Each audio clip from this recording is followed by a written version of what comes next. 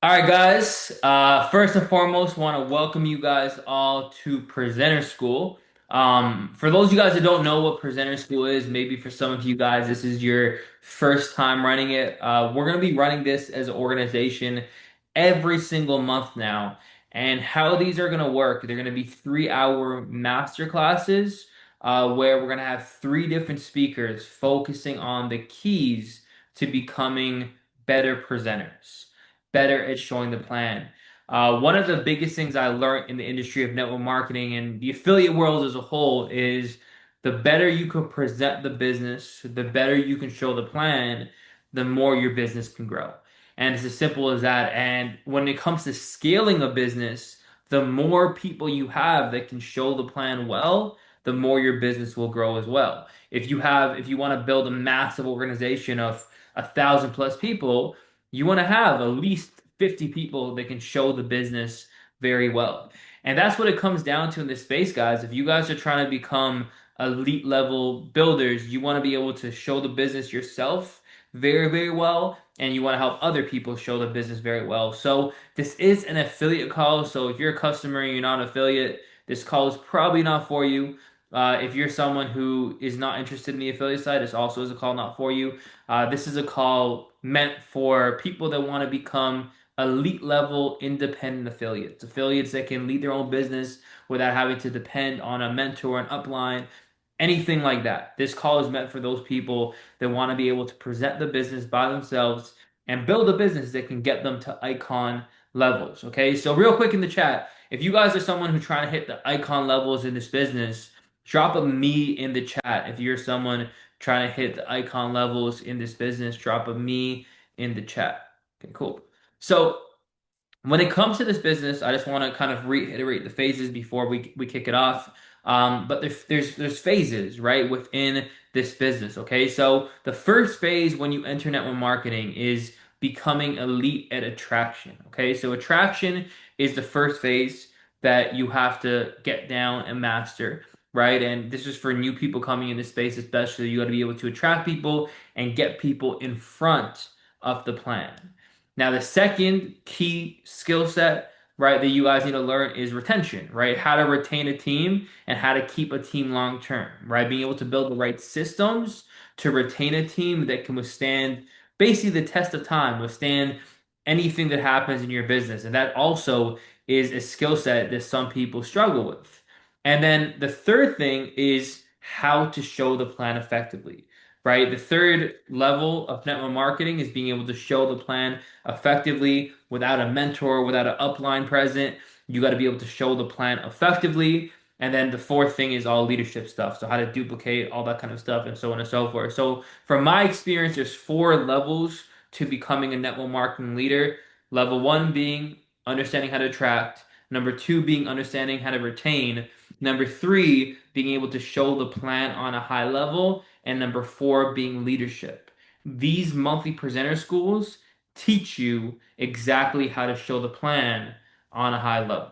Does that make sense to everyone? Drop a one in the chat if that makes sense to you guys all. Drop a one in the chat if that makes sense to you guys. And if you guys understand why now these presenter schools are so important for your growth and for you guys to position yourself long term. Okay, cool. Perfect. Okay, so with that being said, if you guys are able to get those cameras on for me, I want to see as many cameras on as possible. Because like I said, this is an affiliate call, so if you're an affiliate, you should have your camera on. I know some of you guys are driving, but if you're in a place to take notes, take notes. Really be a student. This presenter school is going to last 3 hours. Maybe a little bit less than that, but it's going to be an entire like real learning experience where you guys are going to learn step by step from step one basically to step three on how to present the business. Okay, so really to break down the lineup before I kick off the first section, we're gonna have three speakers speaking today. I'm gonna be really kicking it off. And I'm going to be going over like the opening side of presenting. So how to open effectively, the opening of a presentation, a one-on-one, all that kind of stuff, and really understanding people you're talking to. That's going to be the first chapter, I guess you could say, of today. We're going to be going over opening. So take notes on that. The most important thing that sets the tone for everything else. Every section is important in its own way. Then the second thing you guys are going to be learning is how to actually present the actual opportunity we have, which is iconic, with which is what Matthew Cruz is going to run. So he's going to be training you guys on exactly how to present iconic itself as a opportunity.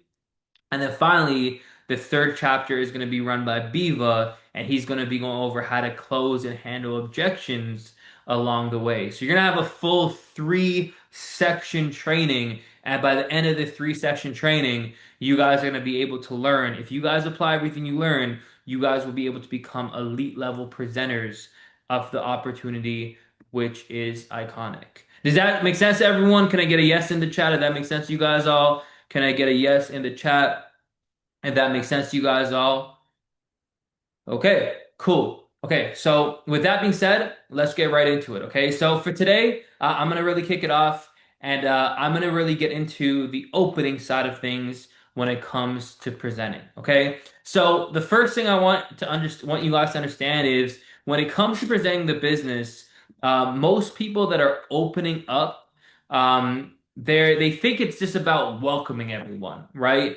But elite presenters understand that the opening determines whether the rest of the presentation matters. Because even though closing and presenting are the meat and potatoes of presenting, people decide within minutes, right? What people don't understand is people decide in minutes if they want to continue listening. They analyze the opener, and from what the opener says, they understand, do I trust you? Do I like you? Is what you're going to be talking about relevant to me? And most importantly, is it worth my intention or my attention, sorry. And if these four things aren't answered, the presentation is already dead because they won't care to listen to the presenter. They won't care to listen to the closer if you're not able to build trust, get them to like you, get them to understand that you are relevant to helping them directly and making sure they understand it is worth their intention or their attention to listen. Okay? So let's talk a little bit about why opening matters. Okay? So I want to ask you guys a question. How many of you guys have ever seen someone with a great opportunity, but they completely butcher the beginning? Anyone ever see someone like that has maybe they have the best opportunity in the world, but they completely butcher the beginning? Drop me in the chat if you guys have ever seen that, right? Where they butcher the opening, they butcher the beginning, and then people don't even listen to them because they enter the conversation completely wrong. Probably a lot of us, right? Like we've done it or we've seen people do it where you could have the best opportunity in the world, like something like iconic, but then the way you like intro it, people don't even want to listen to you, right? What I want you guys to understand is the truth is people don't really buy during the close, right? People decide emotionally much earlier.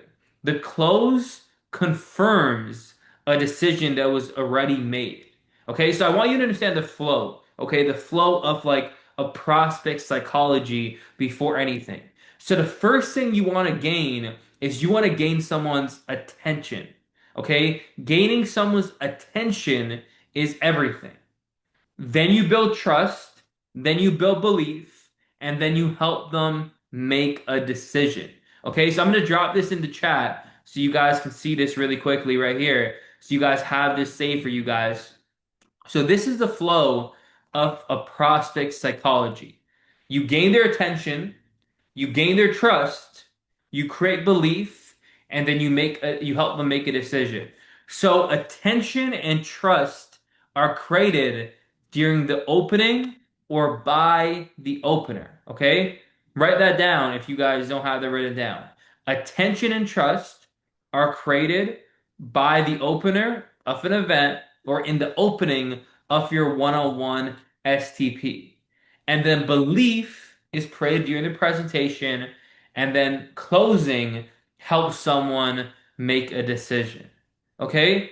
So does that make sense to everyone? Yeah? Does that make sense to you guys all? Just drop a yes in the chat if you guys are with me. Drop a yes in the chat if you guys are with me. And what I want you to understand, guys, if people lose attention early, right? Nothing else matters. The rest of your presentation won't matter if people lose attention early. If they don't feel like it's relevant for them, they're gonna tune out. I don't know if you guys have ever experienced this before, but people have pitched me stuff. People pitch me stuff all the time. Just being transparent with you guys. But if they don't really lead, and I don't know if it's just me, maybe you guys have felt this way before, but if they don't really like lead properly or like really kick it off and get my attention or make it about me a little bit and I gain some trust for them, I'm just gonna be tuned out, you know? Like I don't want to be rude sometimes, but I'll be on my phone a little bit. I'll be like thinking about something else. I'll be like looking at them directly, but thinking about something else. I don't know if any of you guys have been that through that before, but I've been through that a lot, you know, where I just kind of zone out if like the attention isn't gained for me, you know? So let's go a little bit deeper into human psychology a little bit before we get into like the actual like meat and potatoes of this training. So I want you to understand, guys, before you learn how to open a call, you need to understand people, right? So before even any of the other stuff, you got to understand the person you're talking to. So every person or every human being is asking the same questions subconsciously, okay? So I want you guys to really think about this. A human being, when they're about to get pitched by you in the business or shown the plan, they're asking these questions in their head. Number one, who are you? And can I trust you, basically? That's question number one. They're asking in their head, they're like, who is this guy, Matt? Can I trust him? Is he someone that I can actually genuinely trust? Number two, do you understand me? Are you going to understand me as a person? Are you going to understand me as a human being? Number three, can you actually help me? Can what you're trying to sell me actually help me? And number four, why should I listen to you? Right? Everything in the opening, you want to build around these principles to answer those four questions. Let me repeat them really quickly. Who are you slash can I trust you? Do you understand me? Can you help me? And why should I listen to you, basically? Or why should I listen in general? And your opening of your presentation should really answer those things. So when you're opening an event or when you're opening one-on-one a conversation, you should be trying to answer those four questions for a prospect. Now, there are three personality drivers, and these work for every one-on-one or even events. Okay, so there are three things that you wanna that basically drive these kind of questions being answered. Okay, so the first thing is status. Okay, people are motivated by achievement. Okay. So if you're opening or if you're going to edify the speaker that's talking later, you're edifying the business, people love results. They love recognition. They love hearing success stories and people winning. Okay. So those are things, those are personality drivers. The first personality driver story, which is status. The second thing people love is security. People are motivated by certainty, right? So they love like blueprinted system. You notice how anytime I present the business, I say we have a blueprinted system. Why is that? Because people love systems. They love stability. They love proof of concept. They love structure. I always say step by step by step format. Why is that? Because people love security. That's what people search for. They want security. They want something that is a proven system that they can join rather than potentially guessing on something. We have that within our iconic and our team systems. And then finally, the last personality driver is freedom. People are motivated by experiences. Okay, so they love people talking about travel and the flexibility and the lifestyle and the time freedom. The biggest mistake presenters make is giving the same opening to everyone, guys, right? Like people buy for different reasons, okay? So if you're doing a group presentation, you want to hit all the different points. If you're doing a one-on-one presentation, you want to make it personalized for the person that you're talking to, okay? Is everyone still with me so far? Just drop a Drop a three in the chat if you guys are with me, if you guys are understanding everything I'm saying so far. Okay, cool. So let's talk about opening a one-on-one. Okay. So a one-on-one, you can call it a personal SDP. You can have a million words for it, but it's just basically showing the plan on a one-on-one level. Okay. So, and I want to remind you guys this, the purpose of opening is not to sell. The purpose of the opening of a one-on-one is to open up the individual and lower their resistance. Okay? This is key. In the early stages of a one-on-one presentation, you're not trying to sell them anything. You're just trying to lower their resistance as a whole. Okay? So I have like a six-step like opening framework that you guys can use. Okay? So take note of this and write it down and understand it. Okay? So step number one to opening a one-on-one is building rapport. Okay, this is like, I mean, simple human conversation, right? So you should spend like 2 to 5 minutes on it. Don't fake it, like actually care, and just ask some questions like, what's new? How's life? How's family? How's work? What are you focused on right now? Don't rush it. Just have like a genuine conversation with them, not even trying to control anything here. The first 2 to 5 minutes is just getting to know the person and like building rapport. Obviously, if you know them already, you're gonna ask them like what's new. If you don't know them already, just ask them like questions about themselves and just get to know them. Because remember, people buy people, right? So you gotta make sure that in the first little bit, you break down some of their walls so you can start like asking questions later by just having a genuine conversation before going into the next steps. Okay, so step one in regards to opening one-on-one is building rapport. Step number two is discover. Okay, so where most people mess up, and this is really key, guys, is they show the same presentation to everyone, and that's a big mistake, right? The goal of the opening isn't just to build rapport, it's also to gather intelligence. So you start off with building rapport, but then you want to get into gathering intelligence. Because before I show the plan, which Matt is going to teach you guys how to do on a very high level, I'm also trying to answer one question. What does this person actually want? Right? Because, guys, people don't join opportunities, people join solutions. Okay? People join solutions that they feel like will be a solution to a problem in their life. So, I want to ask questions in the discover phase to get to know them more, right? So these are some questions I always ask, and I put my own twist to it, but these are like the general questions I always ask. So one of the questions I ask is like, "Oh, what do you do for work?"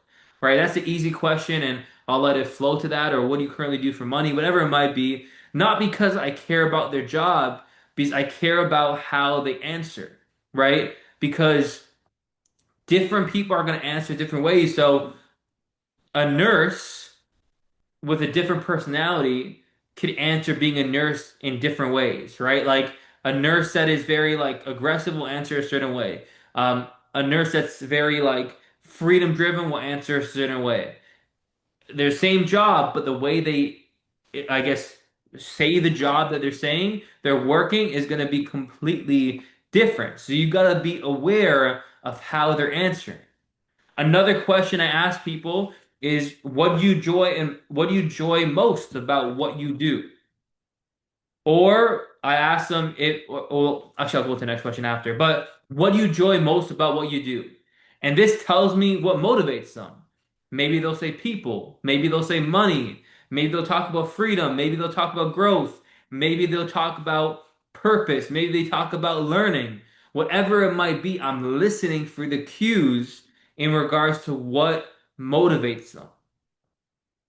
The next question I ask people is if you could change one thing about your life right now, what would it be? Or I'll ask, like, if money was an object, what would you do with your life? And this could be like a money question. This answer usually tells you how to present. Are they more money focused? Do they want more money? Because remember, if you ask someone, could you change one thing about your life right now? What would it be? The first thing they answer is probably what they're going to want most out of our opportunity. So if you could change one thing about your life right now, what would it be? And they say more money, then you know you gotta show them the plan focused on money. If they say more freedom, boom, you're gonna make the plan focused on freedom. More time, you're gonna show them how they can create more time by using something like DeFi to make them more money. More purpose, you're gonna show them the affiliate plan, how they can impact lives. More community, you're gonna show them the weekly events we have in person, that kind of vibe, right? If you could change one thing about your life right now, what would it be? You get a very good insight from this question.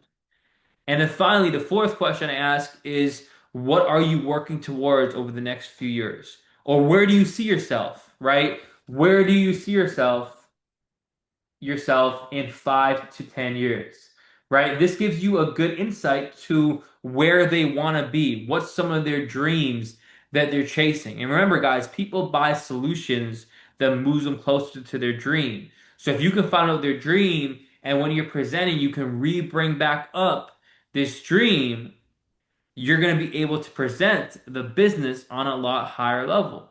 So you're listening for a few things. You're not listening to respond, you're listening for clues. You're listening for what excites them, what frustrates them, like what gets their energy up, like what would they actually gain? Like, bro, what keeps them excited? Money? Is it traveling? Is it family? Is it business? Is it impact? Is it competition? Is it the compensation? Like, what gets them interested based on what they're talking about, right? And then what frustrates them when they're talking? Like, what problems are you gonna have to try to solve when you present the business? Most people will tell you if you're actually listening to what they're saying indirectly, right? And you want to listen to like wording they use, right? Like, so maybe they talk about freedom, listen for that, right? If they keep saying they want to provide for their family, listen for that, right? And you're going to bring this back up when you present. When you're presenting, you're going to talk about these things that you gain information on in the opening.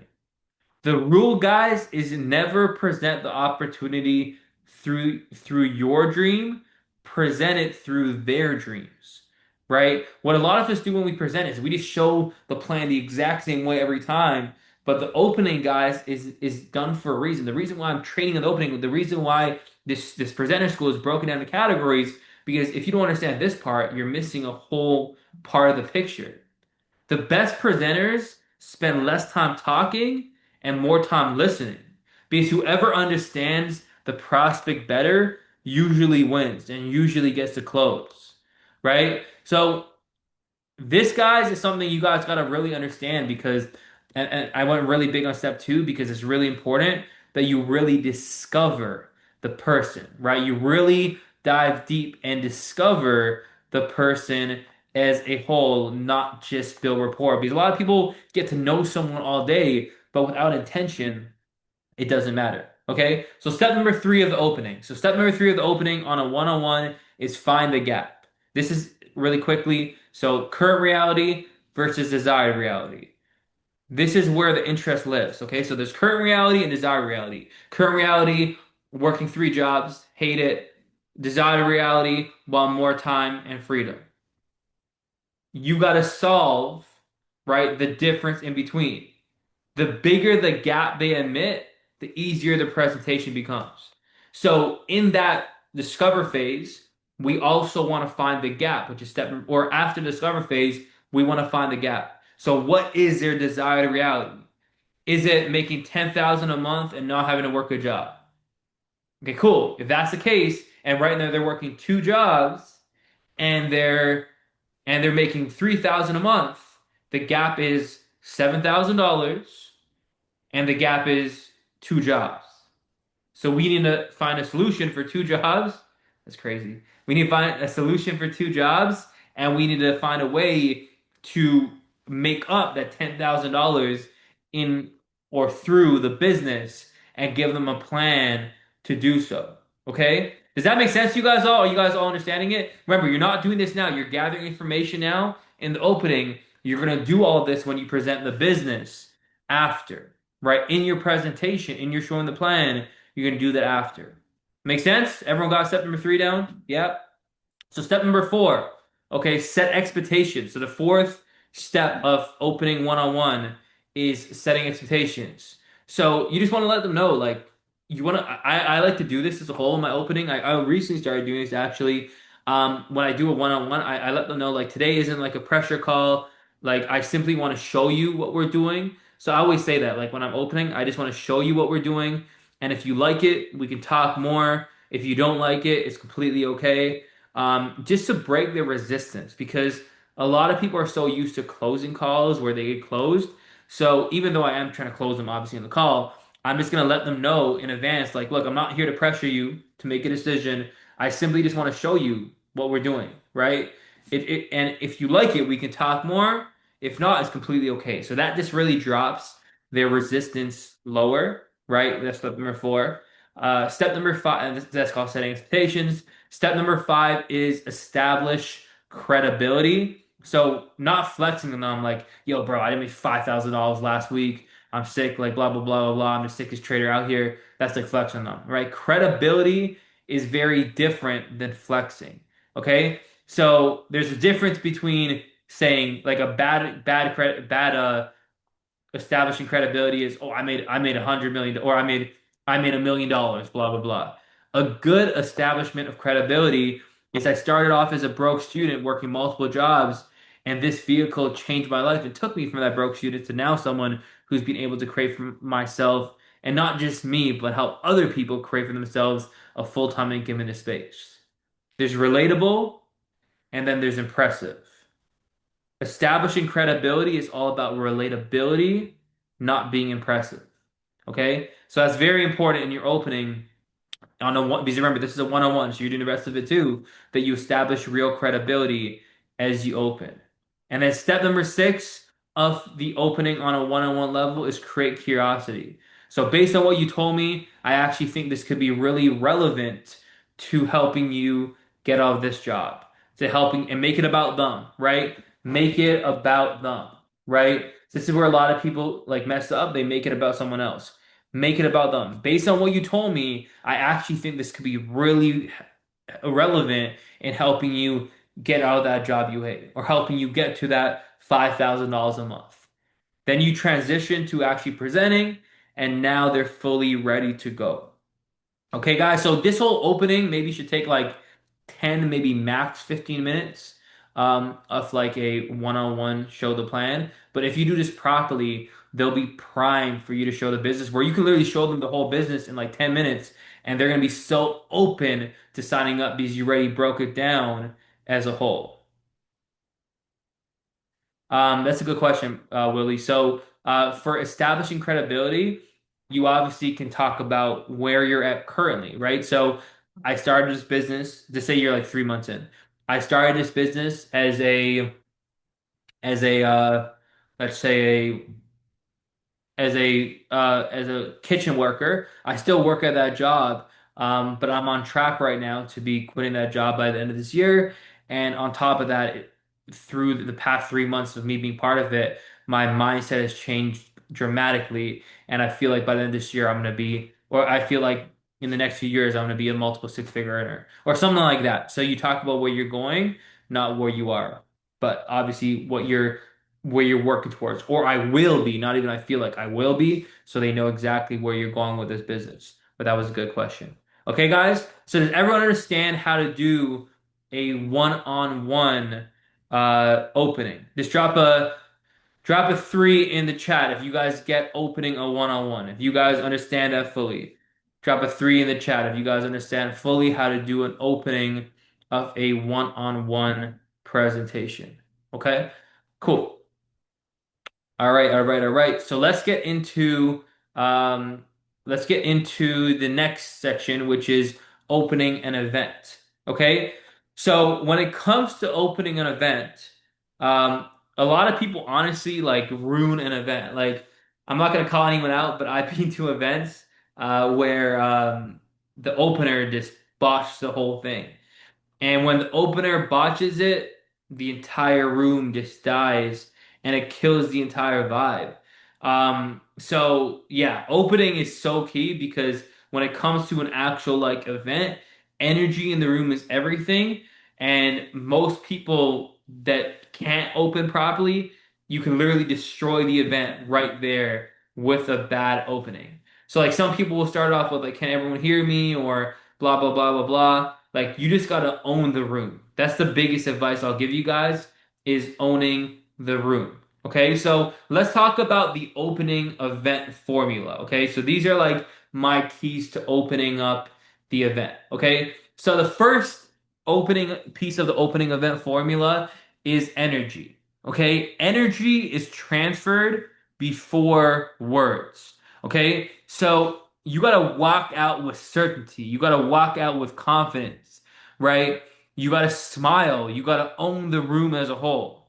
If your energy isn't there, everything else doesn't matter. No one gives a fuck what you say, excuse my language, if you don't have good energy. So if you're like talking like this and like you don't know how to talk, versus you're talking like this and you get excited and people feel that, there's a whole different vibe, right? So when it comes to opening up an event, people need to feel the energy in your voice. They need to feel the excitement, the drive, the certainty in what you're talking about because your energy walking into the room, you're the first thing people hear, and that sets the tone for everything. Okay? So that's the first thing for opening up an event is your energy is everything. The second thing for opening up an event is connection. You need to connect with the audience immediately. Get interaction immediately. So ask a question. Get your hands up. How many of you guys came here to make money? Put your hand up, right? Get some quick participation from the audience. You never, as an opener especially, you never want to allow a passive audience, right? For example, who here wants more freedom? Raise your hand. Who here is tired of working hard without getting ahead? Who feels stuck right now in life? Raise your hand. Get them involved.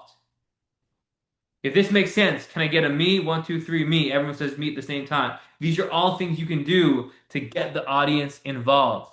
Oh, I was just saying that as an example. You don't have to drop a me. But anyway, so what I was saying is these are all ways you can get a connection with the audience. Okay? Everyone getting this? Just drop a C in the chat if you guys are with me. Drop a C in the chat if you guys are with me. I'm literally doing that right now with you guys, right? Next up is credibility. So again, when opening up a room, you gotta mention credibility. And what I mean by credibility is like you tell your story. Okay? Now, not your life story, just enough. Because you're the opener, you're not the presenter. So because you're the opener, you're not the presenter, you just need to tell your 30 to 60 seconds of your story. Okay? 30 seconds, 60 seconds of your story. Where you were before, where you were before, what you found in the community, where you're at now, and where you're going. Before this business, I'll give you an example. Before this business, I was a broke university student. I was looking for more in life, and I found within the iconic community a team of like-minded people where I could elevate my mindset. Since joining, it's been insane. I've been able to grow so much as a person, and I know for a fact by the end of this year, I'm on track to making my first six figures without working a job. Simple, right? Simple, sweet, to the point. Tell your story, right? Why they should listen to you, right? And you can add at the end. I know something like this could change every single person in this room's life too. Done. That's so simple. You tell your story. Not go on and on. Yeah, like my mom told me about this, and when I was young, my mom did this, and my dad did this, and blah blah blah blah blah. No one cares, right? When it comes to an opener, you just want a 30 to 60-second credibility. Tell your story, where you were before, what you found in this opportunity, where you're at now, and where are you going, and basically why they should listen to you as well if you want, or why they should listen to the opportunity as well. Okay? Now, after credibility, you talk about vision. Okay? People don't follow information, they follow possibility. Paint a future, right? Talk about a little vision in the opening. So, what if this conversation tonight completely changes the trajectory of your next 5 years? Now they're imagining. Something you can do as well is ask yourself, where do you want to be in the next 5 years? People ask themselves that. Now ask yourself this. Do you have a plan in place to get there? Most people say no. Boom. You create a vision. And then finally, the last thing in the opening of an event is you frame it. Tell them what they're about to experience. People hate uncertainty. Tell them exactly what they're about to experience. Tell them the lineup of the event, right? And obviously, you want to edify the next speaker, whoever is speaking next at the event as a whole. You want to edify that for sure. So tonight we're going to show you three things, this, and this, what we're doing. This is why it's growing. Now you're going to get a chance to hear from Gio, and Gio is blah, blah, blah, blah, and he's going to break down for you the exact opportunity of what is iconic. So everyone stand up and give a massive round of applause to Gio, blah, blah, blah, and then it's off, or then the opener's off, and they hand it to the main speaker and the main presenter. Okay? Everyone understand how to open an event like a professional? Drop a four in the chat if you guys understand how to open an event now. Drop a four in the chat if you guys understand how to open an event. Dope. Okay, cool. Cool, cool, cool. Everyone's with me. All right. Let's get to step number 5 now. So section number 5 is opening mistakes. Okay. And this is the last thing I'm gonna talk about before I hand it off to Matt next. Okay. So here are some mistakes, guys, that a lot of people make. Okay, so mistake number 1 is talking too much about yourself. Okay, a lot of people spend the whole opening talking about themselves. It's not about you. You're not the main presenter. You're just opening it up. Okay, mistake number 2 is information before connection. You got to connect with someone before you drop information. If you don't connect with the audience, they don't really care about the information you're going to break down. So really make sure you guys are connecting with the audience. Mistake number 3 is trying too much to impress. Don't try to sell a dream in your opening because people will don't buy that stuff, right? Like, don't try to impress the whole audience and all that kind of stuff and all that. Like, just be real and genuine. Vision over dream is important when it comes to opening up the business. In general, that's important in general. Number 4 is no interaction. As an opener, you're setting the tone for the whole event, so you need to create interaction. Get the audience interacting with you. And finally, number 4, emotional hook. Make sure mistake number, or my bad. Finally, mistake number 5 is no emotional hook. Make sure you get them to feel something emotionally. How you get them to feel something emotionally is when you tell your story, make it relatable to as much of the audience as possible. Okay, so those are some mistakes people make when opening up an event. Okay, so to really close it off with my section, I just want you guys to understand this. Most people think great presenters are great because they know how to talk. I mean, that's not really true, right? I mean, obviously, don't get me wrong, great presenters can talk very well, whatever it might be, but the best presenters understand people very well. People don't care how much you know until they believe you care, that you understand them, you can relate to them, you can help them, and you're worth listening to. I want you to understand, guys, if you can master the opening very well, you'll find presenting gets so much easier because if you can do the opening like I explained today on a one-on-one level and you can properly get to know someone and understand them, bro, you can present the business in 10 minutes and get them signed up because you made it about them, because you actually understood them. So think about that for a second, right? And the better you open an event, you make the presenting part better for the actual presenter as a whole. Because, like I said, by the time you start presenting, the prospect should already be on their toes listening, right? If you do a one-on-one opening good, and if you do an event opening good, the prospect will already be like, oh shit, I gotta listen to this, I gotta listen to this, I gotta listen to that. They'll already be leaning in because you pique their interest so much. Okay? So I want you guys to understand, like, today I did a little training on psychology, the one-on-one, the event opening, all that kind of stuff. But like I didn't want to teach you guys a script. I wanted to teach you guys how to like really get human attention first because I've done trainings like this before where I scripted it, made it easy, whatever it might be. I didn't really want to train on that today. I wanted to give you like a high level training above and beyond the typical network marketer, which really helps you guys understand the psychology of people, understand humans on a high level, and properly get attention. So hopefully you guys got some value from that. Hopefully you guys can become better openers now. And like I said, if you become better openers, the rest of the flow of presenting and closing will be easy for all of you guys. So with that being said, thank you guys for listening to me. Hopefully you guys got some knowledge and insight. I'm gonna hand the floor off to our next speaker today. Now, this individual that's going to be training you guys next, he's an amazing leader. I mean, I don't think he needs much of an introduction, but he's been working with myself now for the last little bit. But we've been working together in this space now, in the same industry for years, and I've been always able to really see him, watch him, and admire the way he builds his business. All the way out in Seattle, this guy's been able to create a movement on a very high level, being able to create a consistent business that's being able to impact lives really all around the world. And he's one of the best presenters I know. Like every single Wednesday, he presents the iconic opportunity for every single person in all of our businesses. So that's how you know he's one of the best in the world because we trust him to do that, guys. So he's going to be really teaching you guys today how to present on the highest level possible, how to show the plan. Now you guys understand how to open it. He's going to be training you guys on how to show the plan on the highest level possible. So with that being said, everyone blow up the chat box, show some love to Matthew Cruz. And Matt Cruz is going to be training you guys now on exactly how to show the plan, how to present the business on both the one-on-one level and in a group presentation so you guys can maximize your presenting ability. So Matt, bro, the floor is yours. You can take it away, brother. Can you hear me? Yes, sir. I can hear you. Hold on 1 second.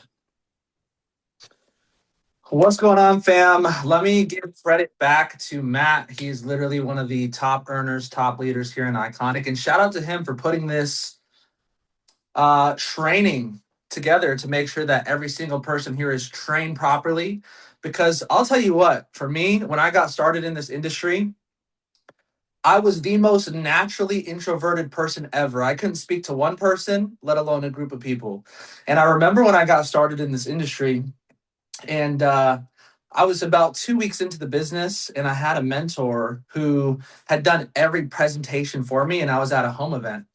And at this home event, he basically called me before I was going to start and said, "Hey, there's mad traffic here on the freeway. I'm not going to be able to make it. You're going to have to present yourself." Mind you, I'm 2 weeks into the business. I am scared to talk to one person, let alone a group of people. I hadn't practiced at all.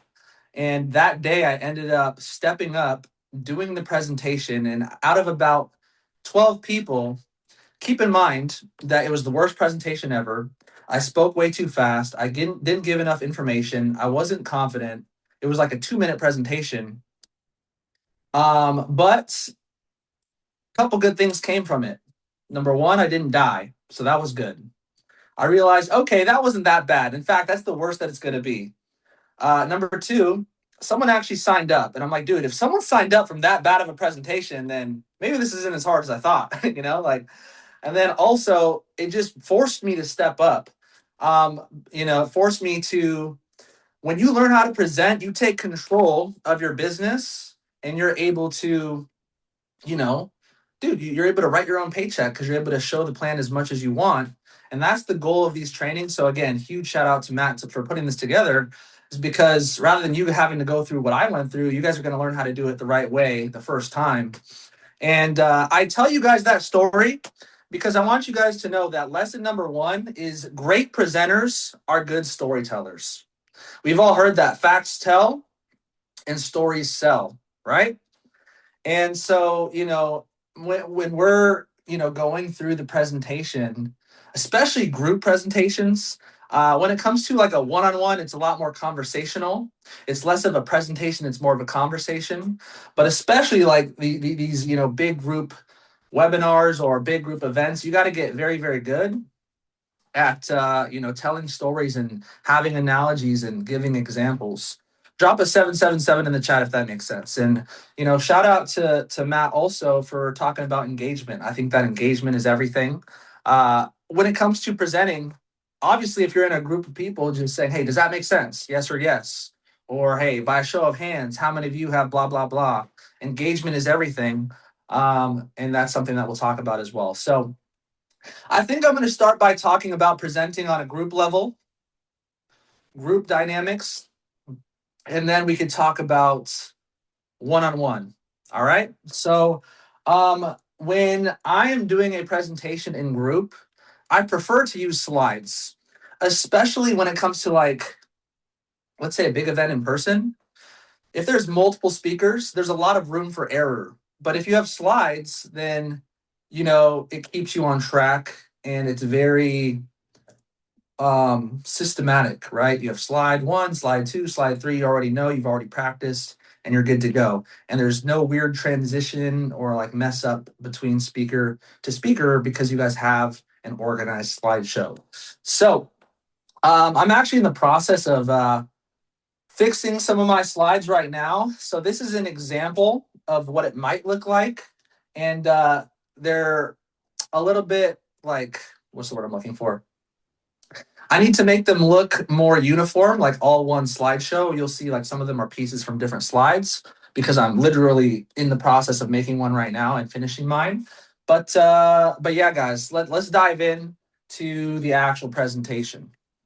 So first thing is, if you're doing a group presentation, the very first thing is introducing yourself, and you got to get very, very good at telling your story.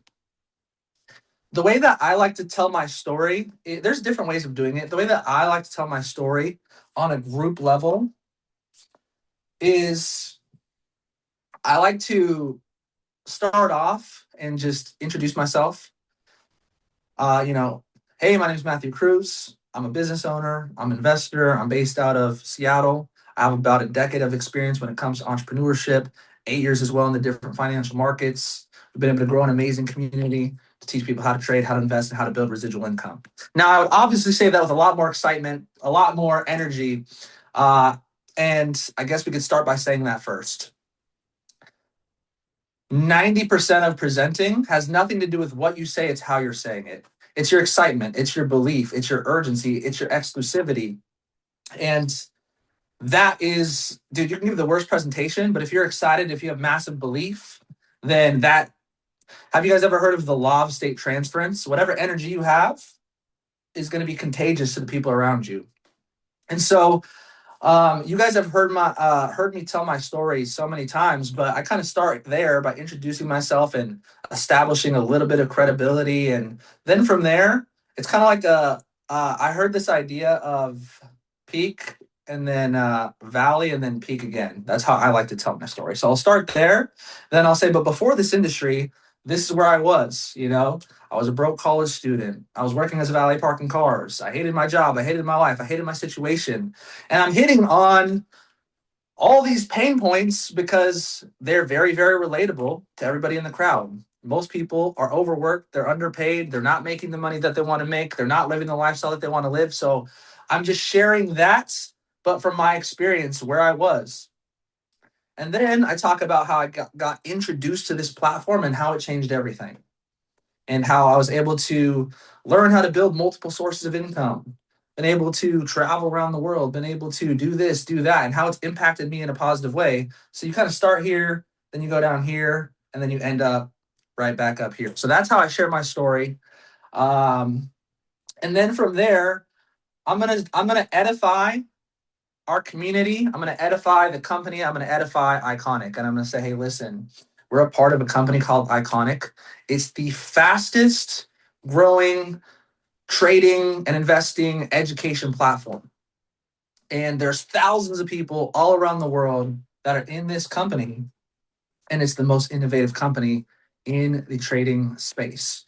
And I'm going to just, edification is everything, right? Edification is talking highly about someone or something. So I'm going to talk about the company. And then from there, I like to share this quote. That's just something I do. You don't have to do this, but I love the idea of, hey, commitment lasts longer in community. When you have, the right group of people around you, people who, are serious about leveling up, growing, making money, surrounding yourself with the right people, you have no choice but to level up. And I just talked about the community a little bit. So then from there, what I like to do is the next slide. I just break down the system that we have. So people love structure, right? People love structure. People love organization. So I say, hey, listen, there's no secret to success. There's a system to success. We've been doing this for so long, trading and investing. I've been doing this since 2017. At this point, we absolutely, perfected our system to where we could plug people in and get people results. And then I'll break it down step one, step two, steps three, step four. And I'll say, okay, cool. Let's we have the education, automation, community, travel. Let's break each one of these down individually. And so, in terms of the education, we have our academy, our live sessions, and our scanners. Now, I'm going to make these slides a little bit better, but I just took a screenshot of the back office. But I'm saying, hey, in terms of I'll just break down each one of these three things. So, hey, academy. Imagine a full blown academy breaking down the basics of trading so that you can look at the charts and know exactly what you're looking at and be super confident. And then I'll use some of these as examples. You're going to learn candlesticks represent price and time, pips or points, your lot size is your trade size, the three numbers that you need to take a trade, entry, stop loss, take profit, everything that you need to be confident when looking at the charts, even when you're brand new and don't have any experience, is here in the Academy Basics, and you can knock it out in a couple hours. So that's how I break down the Academy. Now, number two is the live session, or the second part of the education is the live sessions. And I edify the live sessions very, very heavily because I do believe that the value is here. And that's what I say. I'm like, hey, the real value is in the live education. We have over a dozen educators that have years of experience, that have massive results, and they're doing live trading and live training daily. I like to say live trading and live training. Live trading meaning you can literally hop on with, name drop your favorite educator here, and literally when they take a trade, you can take that trade. If they make a certain percentage, you can make a certain percentage. You don't have to be a genius to, press buy when we hit buy and hit sell when we hit sell. And then from there, I'll talk about the live training. I'll talk about how we don't want to just give people a fish. We want to teach people how to fish for themselves. We're going to explain why we're doing what we're doing so you can master the skill and learn the skill yourself. So that's the live education. And then as I talk about the live education as well, I always talk about an hour a day. People think you need to be on the charts 24/7, 365 to be successful with trading. And y'all have been trading for a while, so you guys know that's not necessarily the case.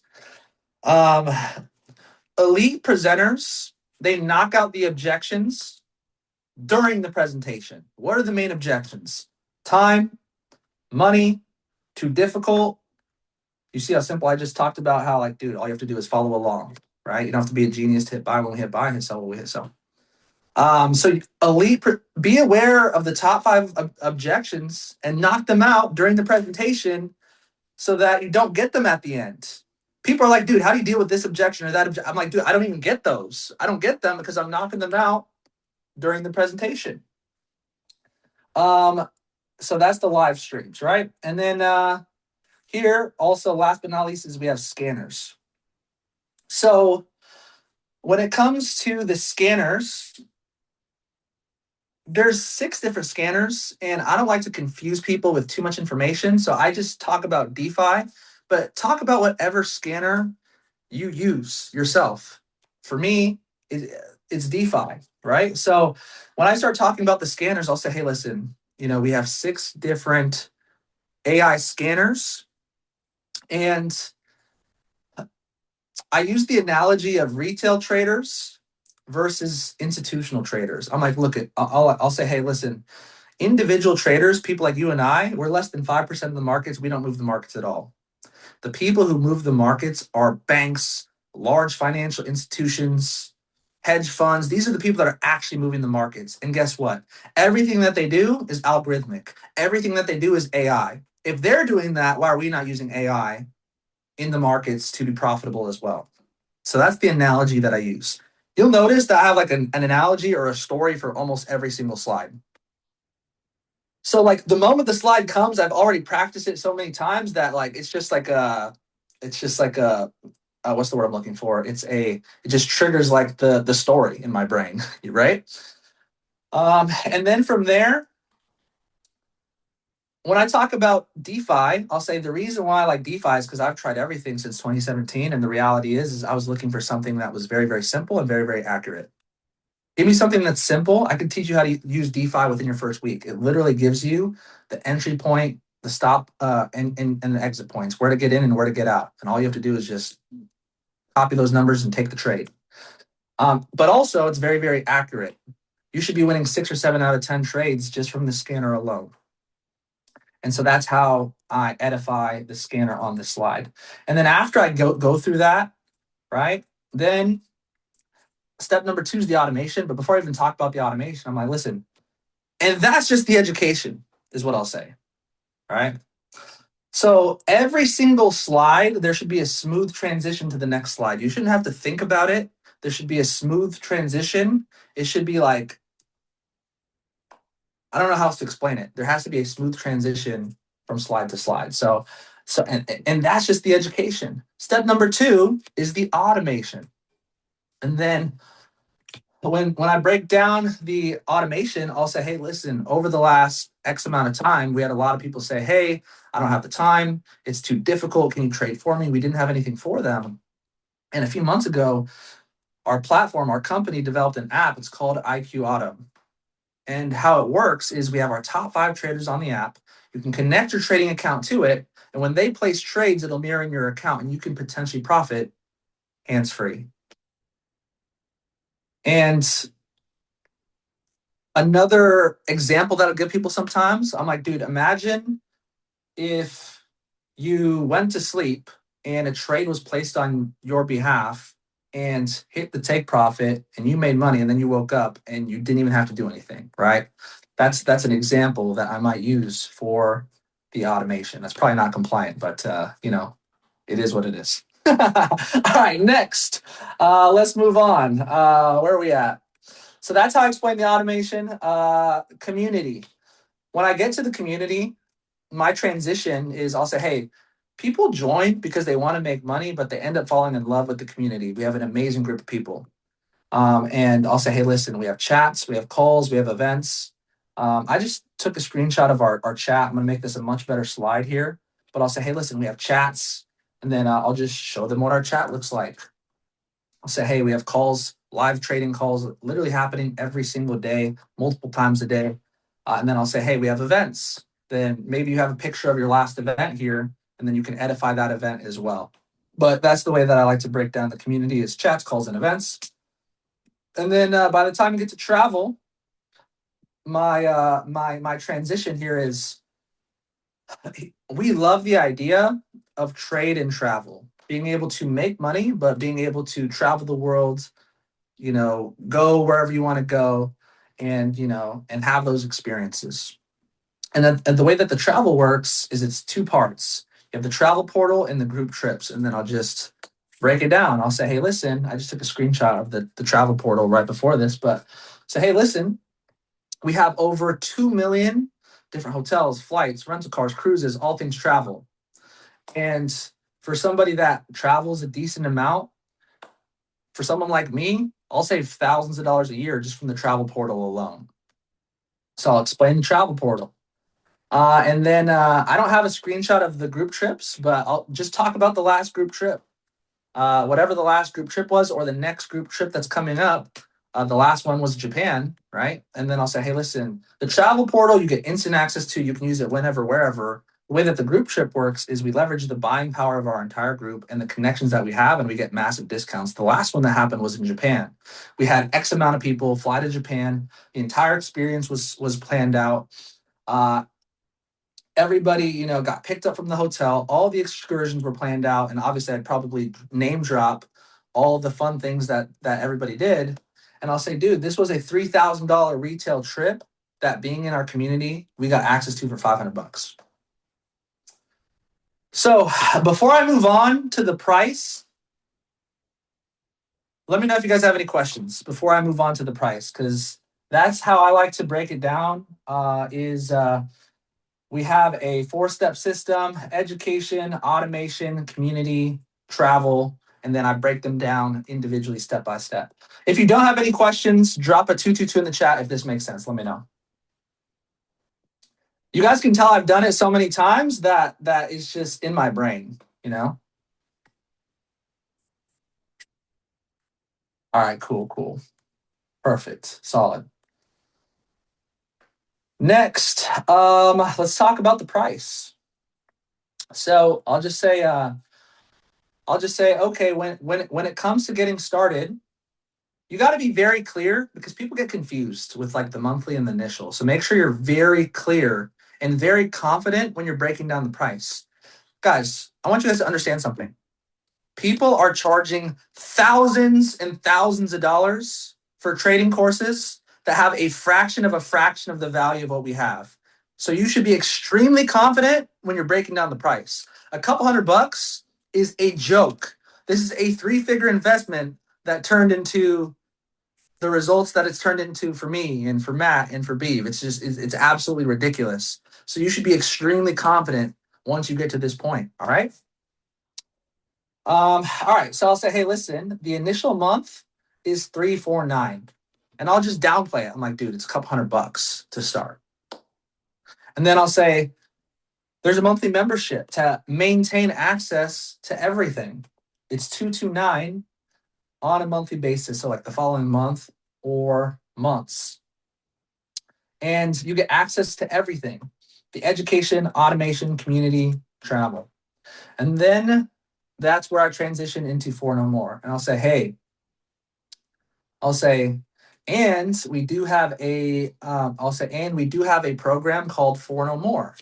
And then I paint a picture of them doing well. I'll say, hey, listen, imagine you're learning, you're growing, you're getting results. I'll say, naturally, people are going to ask you how you're doing what you're doing. And if you refer 4 people, we'll waive your monthly membership and you'll get everything completely for free on a month-to-month basis.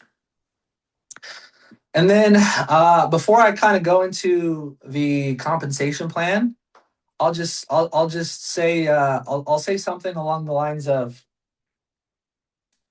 when you hit For No More, it's for personal referrals, but after that, the way that our affiliate platform works, it's not just individually or cumulatively, or it's not individually, it's cumulatively as a group. Let's say that one of the people that you referred wants to get their For No More as well. Well, guess what? Beyond the For No More, you can actually get paid. And I'll just show them the comp plan. I'll say, do you have the ability to partner up with the company on a bigger level as an affiliate, and you can create residual income? What is residual income? Do work one time and potentially get paid over and over and over for work that you did once. I've gotten paid every single Friday for as long as I can remember. And then you could just break down a couple ranks. At this point, I would like to um, highlight some testimonies in the room. So whoever I have in the room, I might, have a couple people who've hit bronze or silver or gold or platinum or whatever, have them stand up, share a 30-second testimony. And the whole point of a group presentation is social proof. So the testimonies are one of the most powerful parts of the presentation in my mind. Whether it's a whether it's a testimony for the compensation plan, or even before you get to the price, like after you go through the entire system here, at the end, you could bring up, testimonies for the actual products and services. I like to do both, but testimonies are everything. The key with the testimony is there's a big difference between a testimonial and a trainomonial. A trainomonial is you'll have someone go up there and they'll just talk and talk and talk, and they end up talking for way too long. And it's like, bro, a testimony is like 30 seconds or a minute. You go up there and you say, hey, this is my name. This is where I'm from. This is how long I've been doing the platform. This is the product that I've been using, and this is the result that I've got. And it's like 30 seconds to a minute. That's it. So if you're going to do testimonies at an event, make sure that you train them before, because the worst case scenario is you have someone go up there and they just yap for 5 minutes, 10 minutes, and you're like, dude, what did I just do?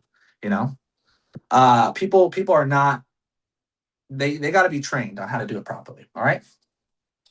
So yeah, I'll go through the comp plan and I'll say, uh, I'll say, hey, sky's the limit.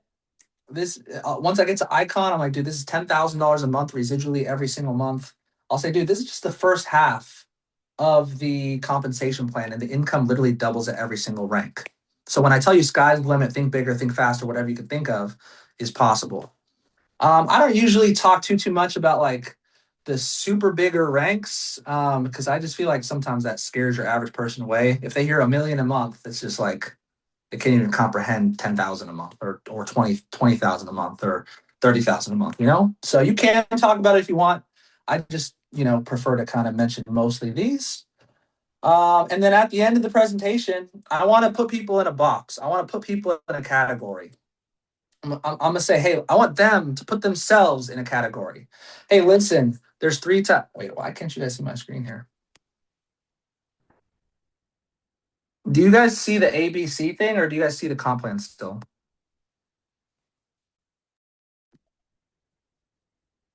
Let me know.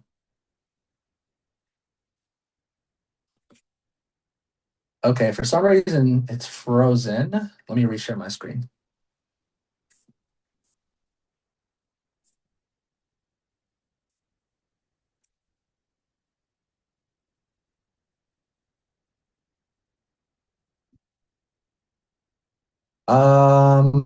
One second, guys.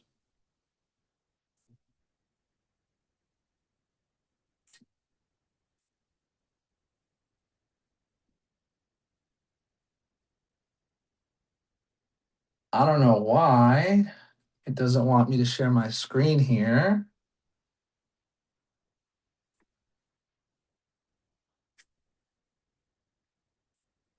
All right. Well, is it just loading for you guys too? Let me know. It looks like it's just loading for me. Okay. Um, it's all good. So, oh wait, there we go. You guys saw it? And then of course I unshared my screen as soon as you guys see it. All right, I'll just talk anyways. So yeah, at the very end, there's three types of people: A, B, C. I want people to put themselves in a category, put themselves in a box. If they're not interested, I want to get them out of the event. If they're negative, they have bad energy, bro. Thanks for coming. See you later. Right? You don't want them to infect the rest of the energy in the room, right? So, three types of people. If A, you're all in, you see the vision, you want to get started, awesome. B, if you have questions, that's what we're here for. See if it's not for you. There's not one opportunity for everybody, but let me ask you a question. If not this, then what? My mentor said, hey, if you have something better, show me. If not, maybe you should probably try what I'm doing. By the way, if you want to say something aggressive without hurting people's feelings, you could always say, my mentor told me, and then say whatever it is. My mentor said, da da da da da, And it's not as direct sometimes. But if not this, then what? If not you, then who? Who's going to take your financial future more seriously than yourself? If not now, then when? And then you always want to create urgency as much as possible. And, you could talk about, there's so many different ways to do it, but you could talk about, I'll give you one way I'll create urgency at the end. I'll say, hey, listen, there's something called the law of diminishing intent, and it states that the longer that you wait to do something that you should do, the higher the probability that you're not going to do it. Later typically turns into never. How many times have you said tomorrow, the next day, the next day, it turns into next week, next month, next year, 2027. Once that happens, then I'm going to get in shape. Then I'm going to make more money. And then it never actually happens at all. Have you thought about what happens if 6 months from now, 12 months from now, you don't make any changes in your life and nothing, or you don't make the decision to get started and nothing actually changes in your life? So things that you could say to create a little bit of urgency. And then to create even more urgency, I don't have the slide on here, but I like to give away my fast start bonus sometimes at events. I'll say, listen, we're doing a promotion. It's literally for today, and that is it. And if you get started today, then I'll break down the price of the. You know how you can waive your fast start bonus and it's a cheaper price for them to get in, and I'll break down that price and I'll say it's dude, it's literally today and today only. So that is how I would break down everything on a group level. One thing I will say too is actually no. There are so many things that are running through my mind, but that's more so for like the opening and more so for the closing. And I know that Beeve's gonna crush that later. So um I'm gonna talk about the one-on-one, but drop any questions that you guys have or drop a one in the chat if you have no questions. Let me know. I'm gonna say Matt Fernandez. Yeah, that's funny.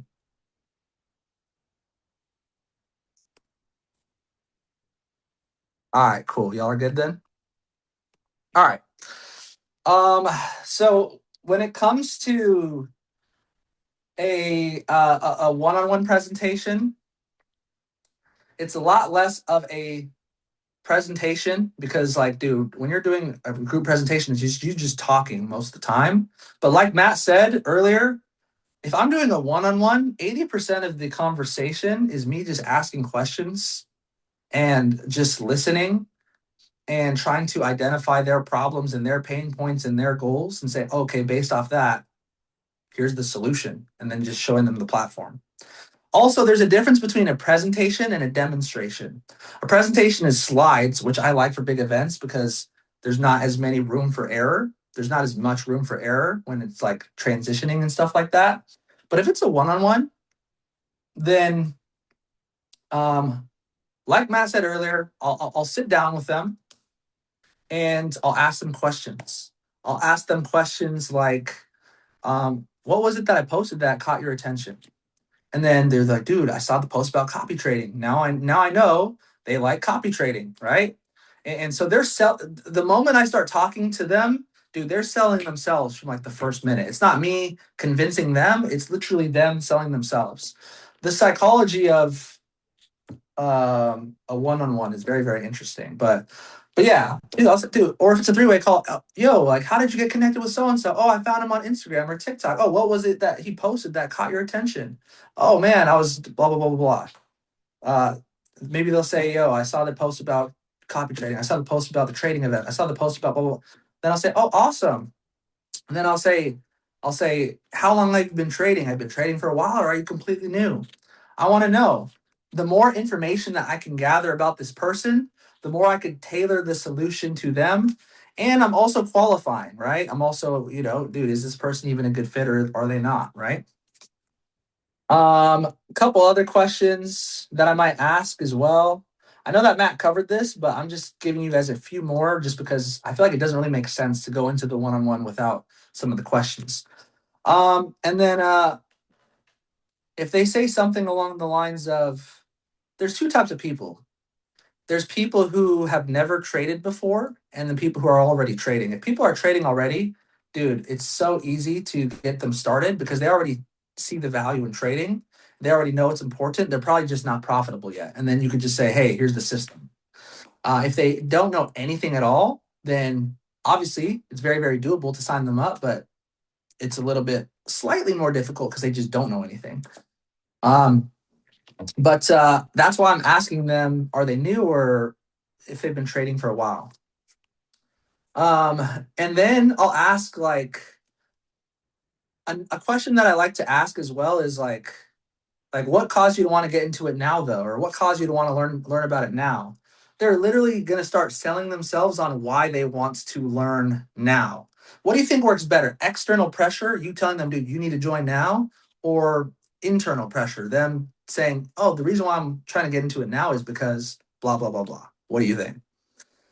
Um, and then I like to ask them, okay, well, like besides trading, like what do you do? I want to get to know about their job and their situation. And when they tell me what they do, um, oftentimes most people hate their job and they'll just start complaining about what they do. I like what Matt said earlier. You could ask them what do they like best, or what's one thing you could change about, and then they'll start complaining about it. Another question I like to ask is, dude, it sounds like you have a pretty good job. What's causing you to look at other options, or what's causing you to look for something different? That's another question that I like to ask. Then they'll say, well, you know, it's just that I have no time, or it's just that I'm not making the money that I want to make, or whatever, right? It's a very indirect question, but you want to uncover those problems and those pain points because 90% of people change because of pain more than anything else.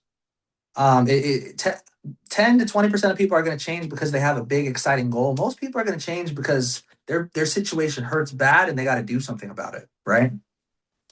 And then from there, I'll ask them like what their goal is when it comes to trading. I'll say, dude, are you just trying to come in and make some extra money? Are you trying to replace your 9 to 5 if you could? Like, what's your actual goal? And then now I've gathered all this information. That right there, believe it or not, that's 80% of the one-on-one is getting to know as much as you physically possibly can about that person. And then from there, one question I also like to ask people is, I'll say, listen, dude, I've been doing this for X amount of time. I've been doing this for a long time. Like, do you have any questions, or is there anything that you were hoping to learn? And then, maybe they'll tell me some things that they want to hear and that they want to learn. So that's also another question that I like to ask. Once I've gathered all that information, then it's going to be very similar. I don't use the slides as much. Like I said, it's less of a presentation. It's more of a demonstration. Um, this slide I like, so I'll say, okay, cool. Like, in order for us to help you accomplish X, Y, and Z, whatever your goal is, we have a 4-step system. And then I'll just break it down. I'll say, hey, education, automation, community, and travel. And instead of slides, I'll physically show them. So I'll share my screen and I'll say, hey, here's the exact same things I said during the presentation. I'll say, but I'll physically show it to them. So I'll say, in terms of education, here's our academy. And then I'll share my screen and I'll show them the actual academy. What do you think people like better? A picture of the academy, a screenshot, or physically showing them the academy? Obviously, they'd like to see it. It's a lot more effective in that way. Live sessions. Then I'll pull up the live sessions. I'll pull up the boot camps. I'll show them my favorite educators, right?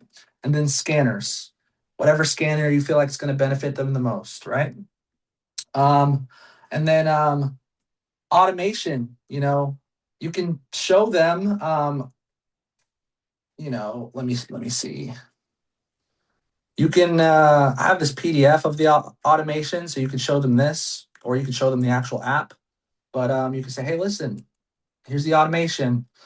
You could use the same story I told you guys earlier, and then just show them these steps. Download the app, create your account, complete your KYC, choose your educators, set your risk, and then boom. Once you have it, you're good to go. So then once I get to the once I get to the community, then I'll just pull up my group chat. So everybody here, I know you guys have your own team chat. So at this point, I'll physically like show the chat, and I'll just say, hey, listen, we have one chat with 8 different sections here. All of our calls are recorded. We have our results chat. And I'll say, hey, by the way, do you mind if I show you some results from our live session earlier today? And then I'll share with them a couple testimonies at this point. Personal development, books, audios, podcasts, affiliate chat. We have a very aggressive affiliate program where you can refer people and get paid. Team calls. We have our calls going on all the time. Live trading sessions happening every day, multiple times a day. Trade updates. Not only are we giving you trades, but we're giving you the play-by-play. We're letting you know what happened. We're telling you if it hit take profit, if it hit stop loss. So I'm just describing the chat to them essentially. Um, and then yeah, so that's kind of how I would break that part down here. Chats, calls, and then events. You can talk about you know, your your most recent event or any upcoming events. Which, by the way, I completely blanked on this earlier, but at the end of I'm like you know bouncing around here in a group presentation. You should never end an event without promoting the next event. I have a slide for the Toronto event. I don't know why it just fell out of my mind and I forgot to tell you guys. But every single event you should promote from events to events, right? And so that's something that is obviously super super important. And then after that, travel. You could just show them the actual travel portal, and you could say, "Hey, listen, dude, have you gone on a trip recently, or do you have any upcoming trips?" And then you could type in the location and then show them the discounts, show them the hotel savings that they could possibly have. So that's the difference between a presentation is a presentation is a lot more of you talking. It's a lot more of storytelling. It's a lot more of testimonies. It's a lot more of knocking out all of the common objections during the presentation and being able to cover everything versus a demonstration is more of like talking to somebody. It's less of a presentation. It's more of a conversation, getting to know them, getting to know their situation, getting to know their problems and their pain points, getting to know, where they're at, and then showing them the solution, showing them the system and how this can get them from where they are to where they want to go. So, yeah. So once I kind of get through everything and I show them everything, at this point, I'll say, hey, listen, I know your goal is X, Y, and Z.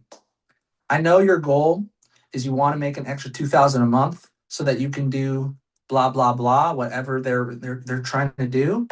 I'll say, listen, if you follow this system, if you plug into the education, if you utilize the automation, if you're involved within our community, plus the travel as extra benefits, if you use our system, I know for a fact that we can help you get from blah blah blah where you are to where it is that you want to go. And that's how I kind of close it out. Now, at this point, I'm going to just ask them straight up, do they have any questions? Because I don't want to assume that they have absolute certainty. If there's any questions or like objections, and I know that we're getting into Beef's part here, so I'm not going to talk about it too much at all. But I just want to know if I miss something so that I can like loop back around and then hit the points that I missed and then go for the close again. It's called looping. But yeah, so I'll ask if they have any questions or if anything made sense or if everything made sense. And if they're like, yeah, no, everything makes perfect sense, then I'll say, hey, listen, all right, cool. If everything makes sense, then I'll just say the transition to like signing people up is I'll say, hey, does everything make sense? Yes. I'll say, do you see an opportunity for yourself? Is this something that you could see yourself doing? They'll say yes. I'll say, okay, cool. So the next step is I just give them the next logical step, which is signing up. So I'll say, hey, listen, the next step is I have my own personal referral link. That's how the company knows that I'm helping you personally. I'm going to send that to you. We're going to help you sign up and create an account. Are you ready to get started? That's it. And they're either going to say, yes, I'm ready to start, or they're going to say, hey, listen, I don't have the money, right? Or I don't have the blah, blah, blah. And then I'm going to let Beeve get into the objection handling here. Um, I will give you guys one tip. If they're like joining within the next week, like when they get paid, that's pretty normal. But if they're like, dude, I want to wait a month or 2 months or whatever, I'll just create urgency and I'll go back to the results chat and I'll show them all the results from our live session literally this morning. I'll say, listen, you can join whenever you want to join. It doesn't make a difference to me. You could sign up next month, next year. But have you thought about what happens if you wait an entire month and you miss out on all the potential results that you could have gotten between now and that point? And then let them create the urgency for themselves. Um, 9 times out of 10, when I ask that question, they go from, okay, instead of waiting a month or 2 months or whatever, like they'll cut the time in half. So that's like a super helpful thing. Other than that, I think that is it, guys. So appreciate y'all. Do you guys have any questions about the one-on-one? Any questions about the demonstration rather than like a group presentation? Let me know. That's good. Y'all are good. Can I repeat the last part? Which last part? The question that I asked at the end? Yeah, if someone's like, dude, dude, I gotta wait, but I'll wait.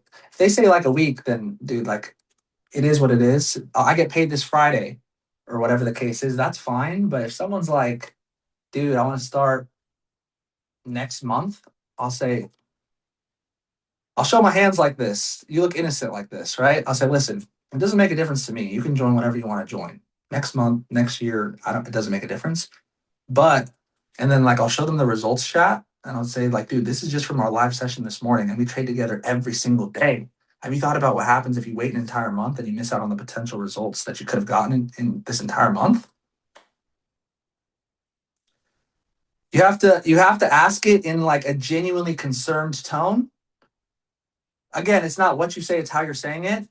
And then that's going to create that internal tension, that internal pressure. And then they're going to be like, you're right. Like, let me see what I could do. All right, guys. So appreciate y'all. And that's my part. I know that Matt covered the open. I know that I covered the presentation. I know that Beef is an absolute savage when it comes to closing and how to actually handle objections and answer questions. So make sure that y'all are taking a ton of notes. And with that being said, um, I'll just say that I've been only working with B for a handful of months, and I'm extremely impressed with the way he presents, the way that he closes, and there's honestly nobody better to be able to break down this part for you. So, Beeve, are you there, bro? Oh, he's not. I don't think he's actually on yet. So, if he's not on yet, Yeah, so then so I think yeah, I'll just add it in. I thought so Beef had a quick emergency he has to deal with like with his house and stuff like that because he has a few renos going. So I think what we can do for closing is either I can do it or you can do it, or we can kind of maybe do like a little Q&A on it if you want, and we can go from there. What's easier for yeah, you, bro? What do you want to do? let's do both, bro. I'd love to hear your perspective, and I can share my perspective, and we can kind of just go back and forth on some of the objections and stuff like that. That'd be cool. Yeah, let's do it, bro. So, I Who mean, needs beef one thing I'll, anyways? You know what I mean? pardon? I said, who needs beef anyways? Yeah, bro, who needs this guy? I'm playing. But yeah, so I mean, obviously, first of all, everyone show some love to Matt for an amazing training. Blow the chat for him. Hopefully you guys learned some stuff. How many of you guys learned something from his training? Just dropping me in the chat if you guys picked up something that you're gonna apply to your presenting of the business. So with that being said, kind of like what Matt was saying, right? We went over now how to open everything up. We went over now how to present the business. Now, all of that is cool, but if you can't close them, if you can't help them make a decision, none of that matters, right? So, I mean, the biggest, like, I guess, concept to understand is like, it's like how it goes is like belief, get them to believe, help them make a decision, and then help them actually take the action to actually get started, right? So, this is all about psychology, right? I think closing always comes down to psychology, and Matt could probably tell you the same thing. Um, I think a lot of people, when it comes to closing, they think it's convincing, but closing isn't really convincing. It's just helping someone make a decision. That's what closing all is, right? You're just helping someone make a decision to, okay, cool, I am going to get started, right? I'm going to actually join this business. And most people fail at closing because they think they're trying to force someone into doing something where elite closers understand that people already want more money. They already want more freedom. They want better health. They want everything that we provide in Iconic. They want more purpose. They want everything. They want this vehicle. Your job is to help them understand that this is the right vehicle and to make the decision now. So just to really remind you guys, elite closers, I guess they clarify information, where bad closers try to convince someone and beg someone to make a decision. So, do you want to talk a little bit about that, Matt, in regards to like your, I guess, perspective on closing from a psychology perspective? Um, yeah. So when it comes to closing, um, I mean, shut, I'm just trying to just think. I'm thinking if I should talk about at the end of an event. Um, yeah, I mean, we could talk about that. So, like, for me, at the end of the event, like Matt said, it's not about convincing. The way I like to think of it is it's about sorting. So like out of like 10 people, you might have a third that are super excited, a third that are in the middle, and then a third that are super negative. If they're super negative, hey man, appreciate you for coming. See you later. I don't want them in the room. You know what I mean? So I'm gonna have them leave the room. That ice What cold. I like to do is I like to go to the most excited person. You know how there's always that one super excited prospect, that super excited guest. And then you don't even have to go through the whole closing process with them. And you can literally just say, dude, I could tell you're super excited, bro. Let's get you started. That's That. my close right there. When you find someone that's super excited in the room, yo, I can tell you're super excited, bro. Let's get you started. You sign them up. Yo, everybody, help me congratulate so and so. He just got started. Now everyone's like, dude, people are signing up. I need to sign up, and they get massive FOMO. So that's where my mind goes. But what do you got, bro? Yeah, bro. I mean, I'm kind of on the same page as you. So, like, if we're talking about like post exposure closing, I have the same framework. So, like, my first step number one is isolate. That's always like my first step is like isolating the excited and then not for like lack of a better word, like fuck that the rest of the people, kind of let them be, put them in a follow-up loop, get their contact, whatever it might be. But I'm gonna isolate the excited person and I'm gonna ask them like, what did you like best, right? And then from there, as soon as I figure out what they like best boom, let's get them started, right? Like right to the point, like you said, and force an objection if there is any. Mhm. Like what did you like best? Or sometimes you can ask them like what stood out to you the most, but same principle, right? And the biggest thing I focus on is like the positives always. Like one thing post-event exposure is key is like you never make them think about the whole experience. You never ask them, oh, like what do you think of it? You always ask, what do you like best? So they focus on the positive side of their experience and then, like you said, it's like right to the close, right to help Yeah. them get a decision, and so on and so forth. My closing sequence typically looks like, what did you like best? What was your favorite part? Yeah. Then I'll say like, do you see an opportunity for yourself? Is this something that you could see yourself doing? And then from there, if they're like yes, then I'll just ask them like, are you ready to get started? Or let's get you started. Either way works. That's kind of like my typical go-to is um the more that people say like yes in a row, the more likely they are to say yes to the next question. If you ask someone, did everything make sense? Yes. Do you see an opportunity for yourself? Is this something you can see yourself doing? Yes. Are you ready to get started? By the time they said yes, yes, they're gonna say yes. So that's kind of like my closing sequence. We could talk about objections in a minute, but what how does yours look, bro? Yeah, definitely. I mean, I think it's the same principle. Like, if I had to really break it down, it's obviously that isolate, figure out what they like best, and if I need to, I'll discover a little bit. Like, if I don't know them that well, I'll like ask them, like, Hmm. what did you like about that? Go a little bit deeper into like exactly what they liked about the principle. For example, like, oh, what did you like about the scanners? Oh, I like the fact that it gives you like a simple way, but still independence to do whenever you want, kind of vibe. And then from there, it's just like you said, it's just getting them to make a decision and going from there. So, I mean, obviously, we sometimes have that rare prospect that will sign up on the spot, and I mean, not rare, I would say, but like not everyone signs up on the spot. So, for a lot of those prospects, you have to handle objections, right? Like some of them, you won't be like, they'll be, all right, cool, let's get started. And they'll be like, boom, put up their credit card, sign up. So let's talk about that for a second. Like, how do you go about like handling objections? Like, what's your process when someone says they need to think about it, or is there like a principle you follow when you teach objection handling? Um, I would say that the most important thing is just just clarity, just clarifying the objection or isolating the objection Hmm. because all objections come down to lack of belief. If they absolutely believed that this was going to work, and that, or if they absolutely, let me rephrase that. All objections either come down to they don't believe that it works, or they know it works, but they don't think it'll work for them. Okay. So if they absolutely believe that it worked and it would work for them, then they would join. So most objections, honestly, are usually like we call them the smokescreen objection, where it's like they say I don't have the time or I don't have the money or whatever. And the reality is that, dude, if people believed that it was going to work 100%, they would find the money, they would find the time. So, but sometimes it genuinely is they're just broke and they just don't have the money. And then you got to come up with a solution for them. So that's like step number one for sure, is just to, really the first objection is oftentimes the smokescreen objection. So being able to clarify like what is the real objection, what is the real limiting belief, and then once you get down to it, then you can actually handle the real objection. What do you think about that? Yeah, I agree. So I have the same principle. I called it like the dig concept. So it's like you got to dig, right? Like everyone gives you that like Surface full level. response. Yeah, they give you Yeah. that surface level like objection.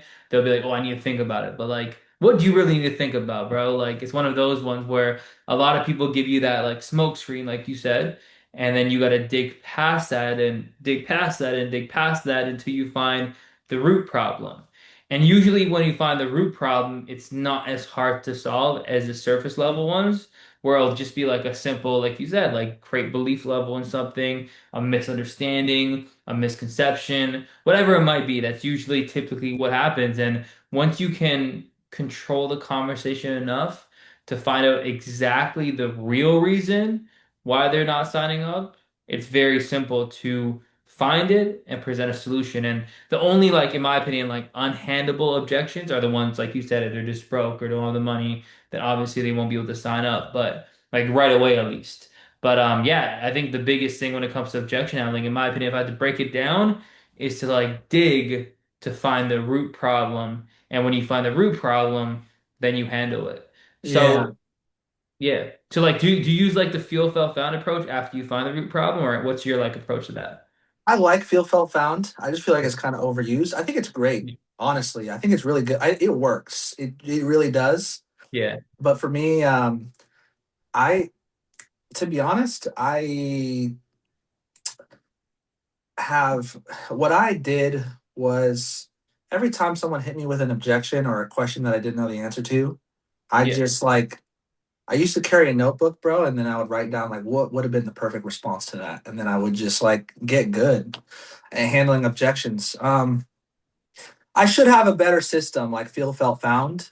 In my mind, like if someone says something like I don't I need to think about it, then I'll say something along the lines of, "Okay, cool. Like how long do you need to think about it for?" I always just agree, obviously. And then they'll be like, "Oh, like it's until, tomorrow or Monday or whatever." Then I'll say, "Listen, okay, cool. Yeah, definitely take your time. We can reconnect on Monday. By the way, while you're thinking about it, what was it that you wanted to go over in your mind between now and Monday? And then Mhm. when someone says I need to think about it and you give them time, then they keep their guard lowered. And then because if you try to like if you just very aggressively say like think about it, like what do you mean you need to think about it? Like Yeah. then obviously, their guard stays up. But I'll let them believe that I'm going to schedule another meeting with them. All right, okay, yeah, cool. We can reconnect Monday. Perfect. Let me put it in my calendar. And then now they think that they're good to go and they're out of there. And I'll say, oh, by the way, before you go, what are you wanting to go over in your mind between now and Monday? So I'm ready for our meeting Monday. And oftentimes they'll just give me the real objection, like right then and there. Mhm. So to answer your question, I need a better way of explaining my process, but I just have like when people say things, whether it's time, money, think about it, that just like triggers like a pattern response in my brain, and I just know what to say. But I need to put it into a better formula for people. So that's how I do it. No, it makes sense, bro. That makes a lot of sense. I mean, at the end of the day, what works works. So if it works, you don't need to switch it, right? But I like um, feel felt found though. If you want to yeah, break it down, yeah, the feel felt found approach is like I would say the most duplicatable approach. I like that. But a lot of people like I would say do it in a very like scripted way, right? So like for example, to say like the objection is money, right? Or to say time, you ask them like, "Oh, why don't you feel like you have the time?" And remember, you always dig, right? So you always ask why until they tell you honestly, like I for example, I work two jobs and I don't know if I have enough time to day trade because I feel like day trading will take all day. And then you use that Mm. feel found approach. So I'll be like, honestly, bro, I feel you because when I first started this business, I was actually working three jobs. But what I found out for myself, and honestly, I felt the same way. That's the felt part, right? I honestly felt the same way as you.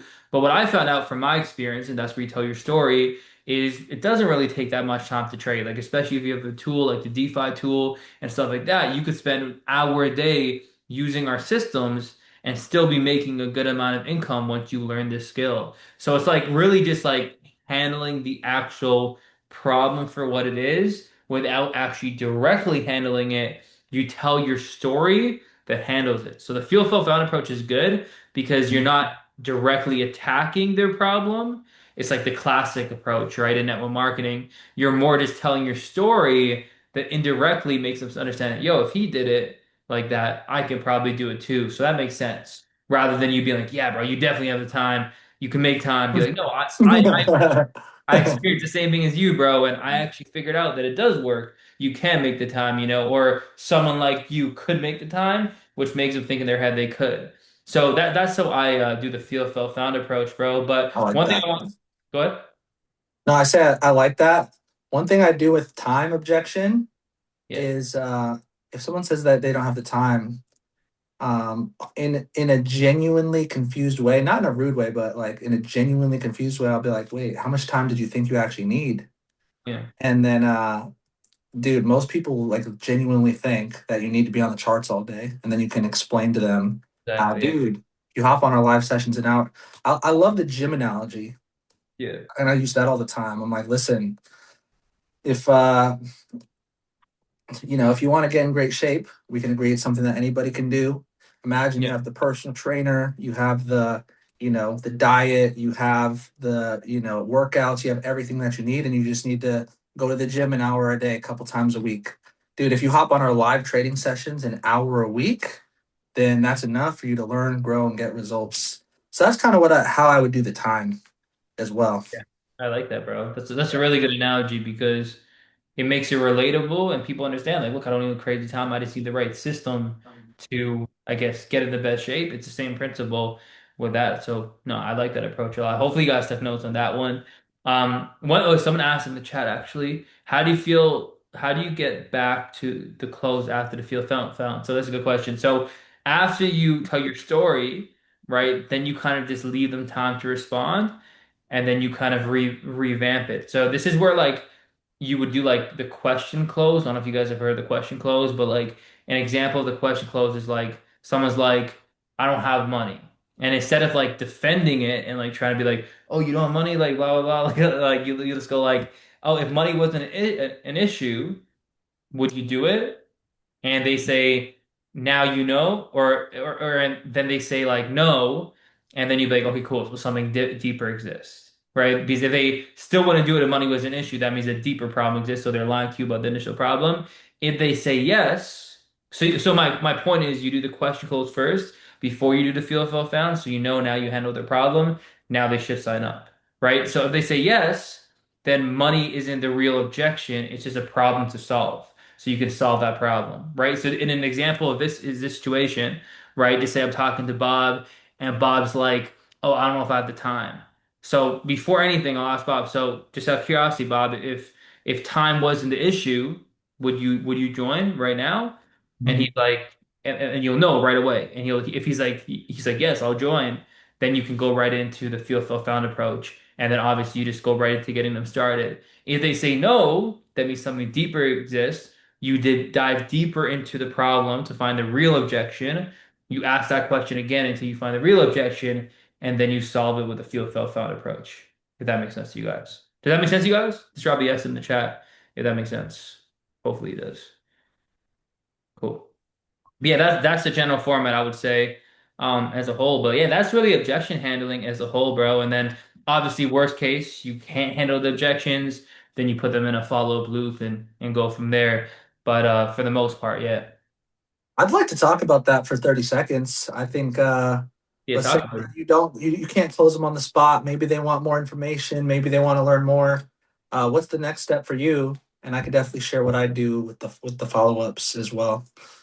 Yeah, bro. So I mean, everything, anytime someone doesn't sign up, the goal is from a meeting, book a meeting, right? So I want to really figure out when that potential objection would be solved.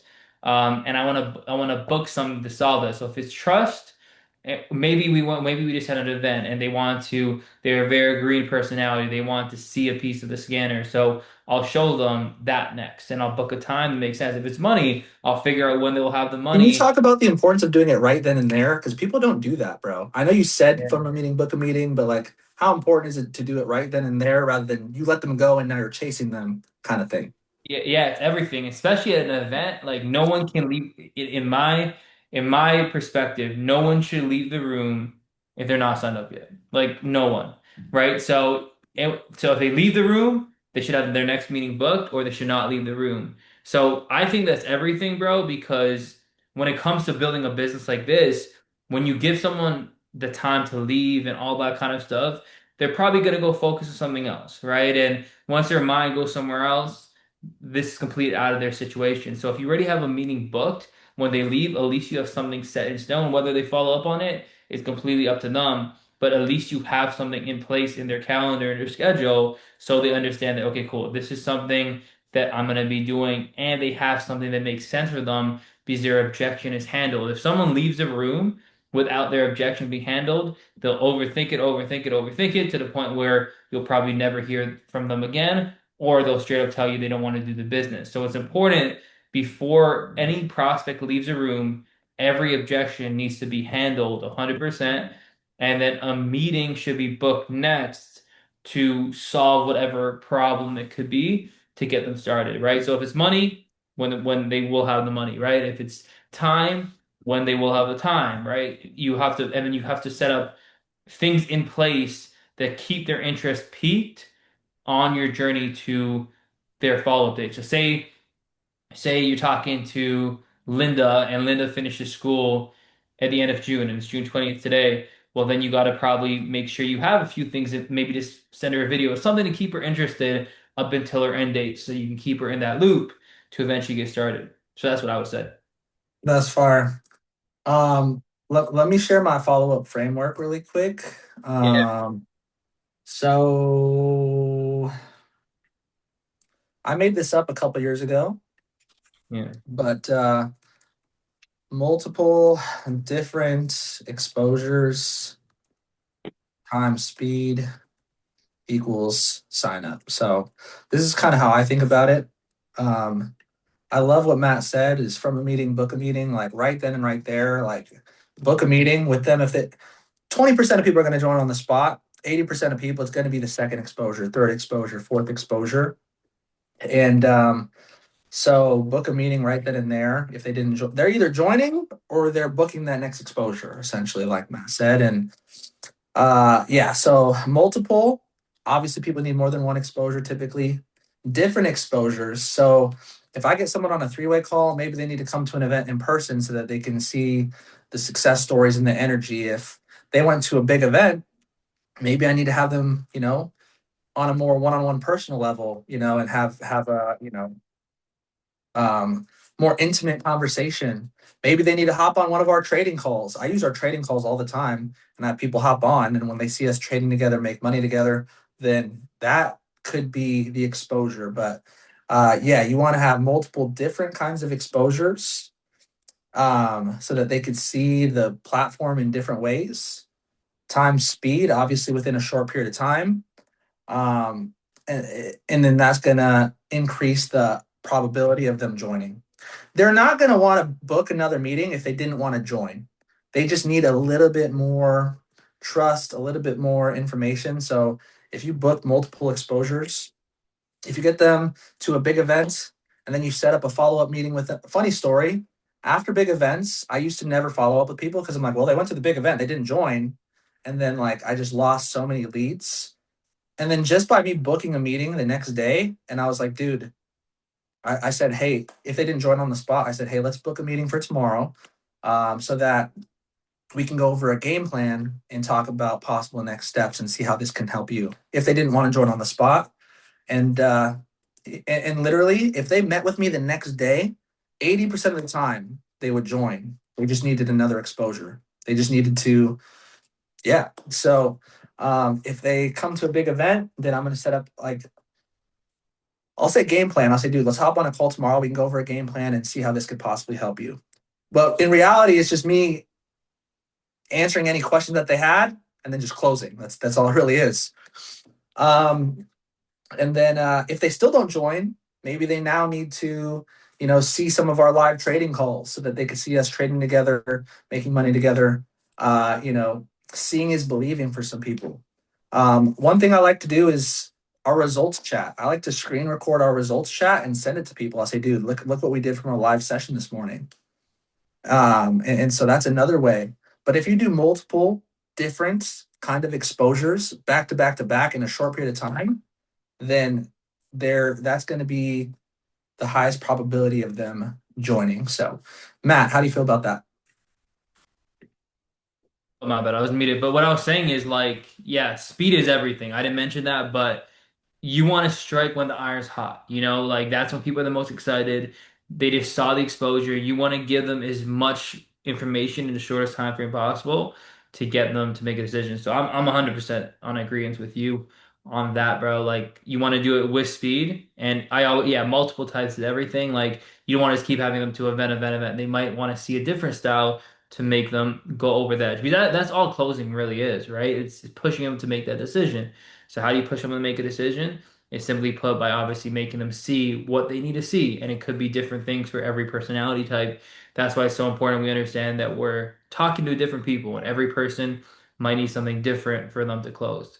So yeah, I agree with you, bro. Someone asked this question, by the way. I'm curious to hear what you would say about this.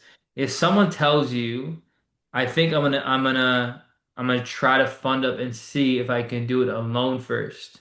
What would you say to them? And they're like, I want to like basically trading because it's intro to trading. I know you were at intro trading sessions itself. So if someone's like, I want to try to fund up and see if I can try trading myself first, what would you say? I would probably say I never disagree with people because the moment you disagree, you're like against them. Yeah. So the very first thing I do, no matter what the objection is, I always agree. I'll say, okay, I mean, you definitely can. Like, I'll say it in like a skeptical tone, you definitely can try to fund up and see if you could do it alone. But, from my years of experience, trading is literally the hardest skill to learn, let alone by yourself. And every single person that I've seen, that wants to learn how to trade without education ends up wasting way more money and way more time than they would have if they had just joined in the first place or just gotten the education in the first place. And then maybe I'd ask them the question. I'll be like, are you sure you want to just, you know, try to figure it out by yourself? Or, do you like I'm trying to phrase the question properly. I Yeah. would say um Say good luck, bro. yeah, Yeah. just give up, I would Say good just luck. I would just say like, yo, like do you like would you are you sure you want to try to after like saying all that, I would just say like, dude, are you 100% sure that you want to just try to figure it out by yourself? Or do you want to, get the education so you can just learn how to do it the right way the first time? I just made that up. I can make it better, but that's Yeah, just that's just like thinking on the spot, yeah. Yeah, yeah. yeah. I mean, for me, thinking a spot, similar concept, bro. I think I'm just gonna like, I'll probably relate a little bit to them as well. I'll be like, honestly, like I've tried, because I've actually tried. I'm pretty sure you probably have too. Like try to find good resources on YouTube or this area or that area to learn how to trade. And I mean, there's not really much out there, to be honest. Like most of the things in the free space are garbage, for lack of better words. So I'll tell them like, if you want, you can try. But I've been in this industry for 8+ years or 8 years now.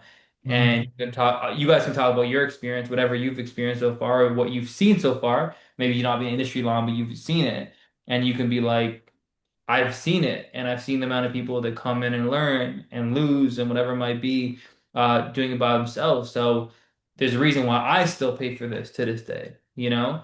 And maybe I'll talk about something like that. And all this mostly relate to them. Like I feel you, I understand why it might seem like the easier route to go to try to figure it out yourself rather than pay for a platform. But the reason we have a platform like this in place and the reason why thousands of people in the world are paying for this rather than trying to figure it out for free is because of this, this, and this. And if all it fails, like Dier said, obviously you can just refer them as well, but to a trading broker. But at the end of the day, obviously, like they need a system and platform to really win, you know? So, yeah, I'll just be real with them and transparent with them and go from there, you know? Yeah, That's all you can really do. that's good. That's solid. Sure, feel Okay, free to try it on your own and I'll follow up with you. I mean, you could, but good. I just, I mean, Phil said, would you say, sure, feel free to try it on your own and I'll follow up with you and see the results you got compared to mine? I mean, I probably wouldn't say it like that. I would probably just say, dude, like, yeah, man, in my X amount of time of experience, I've worked with X amount of people, and every single person that tried to learn on their own ended up wasting a lot of money, wasting a lot of time, and then just coming back and then learning how to do it the right way in the first place. Like, are you sure you want to try to figure it out by yourself? Maybe waste months and months and months and blow accounts, Yeah. or would you want to like actually like get educated on how to do it the right way in the first place? Maybe something like that. I don't know. I agree. Yeah, but you don't want to attack them too much. Like I feel like that's kind of like an attack statement, like the way you said that, Phil. People are gonna be like, "Yo, what the hell?" Like this guy's like going off on me. So you don't want to be that aggressive. Shit. Janelle asked if they say no, how do you dig for the deeper reason? If they say no to what aspect? Do you I'm remember what? assuming she's saying the platform. Like if I don't know. Yeah, Janelle, can you elaborate? But Yeah, I'm not sure if which. you just My, mean my no in bad. I just don't general, get it. very I don't really ever have anyone just say like no and then like Yeah. not explain why. That doesn't really happen very often. I don't think I've ever had anyone say just straight up no to me. Like no, I don't want to do it. Yeah, it It's doesn't like you're happen like a very little often. kid or something. But yeah, I never heard anyone say like no directly, to be honest. Yeah, a community just expedites the journey. I think that's the biggest thing. So shout out to Willie for that one. Okay, so I think we're gonna really close it off with that. But does anyone have any questions for us about any aspect of public speaking, presenting, showing the plan before we go? Um, Obviously, ask away if you guys have anything. If not, we'll end it off with that. But anyone have any questions for me and Matt that you guys want to ask before we go? All right, bro. Ask it then, buddy. This guy said, I do. Ask your question, Yo, man. you're hilarious. This guy said, I do. Bro, where even is he? Okay, ask your question, bro. Yo, that's funny. Malik Willis. Okay, I'm guessing he doesn't have a question. Anyone have any questions? Favorite channel. We'll give him like 5 seconds to type it in the chat. Oh, there we go. Okay. Okay, okay, there we got a few.